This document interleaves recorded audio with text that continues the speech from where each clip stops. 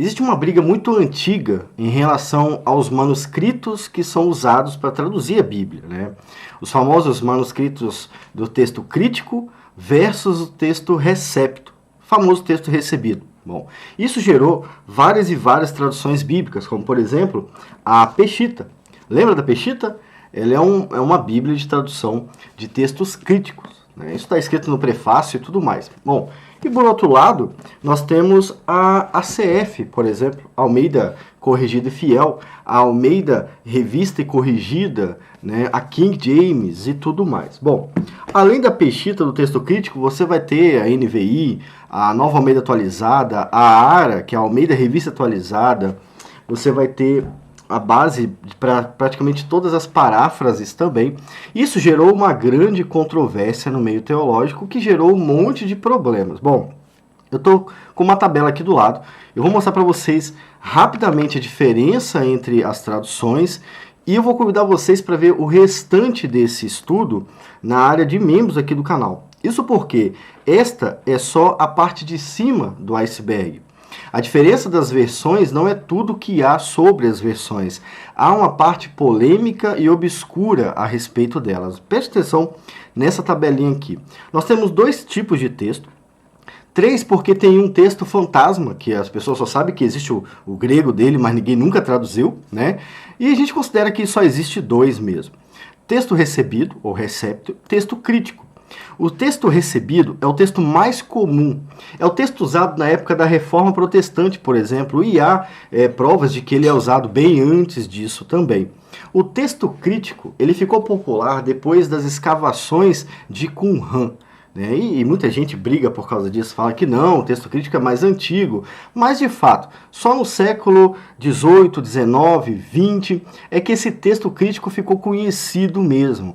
Esse é o texto crítico que gera a maior parte das controvérsias a respeito de tradução. Isso porque o seu texto falta muito do que está no texto recepto, que é um texto mais antigo, é usado há mais tempo pela igreja. Foi trocado agora por causa de algumas polêmicas que eu não posso falar neste vídeo aqui. Além de termos dois tipos de texto, nós temos 2 tipos de tradução. Então imagina que você tenha uma carta que foi escrita em grego, né? Essa Bíblia não foi escrita em grego, é só um exemplo. Você tem um manuscrito escrito no idioma original e você tem 2 formas de traduzir esse manuscrito. Você pode traduzir ele palavra por palavra, do jeito que o autor colocou.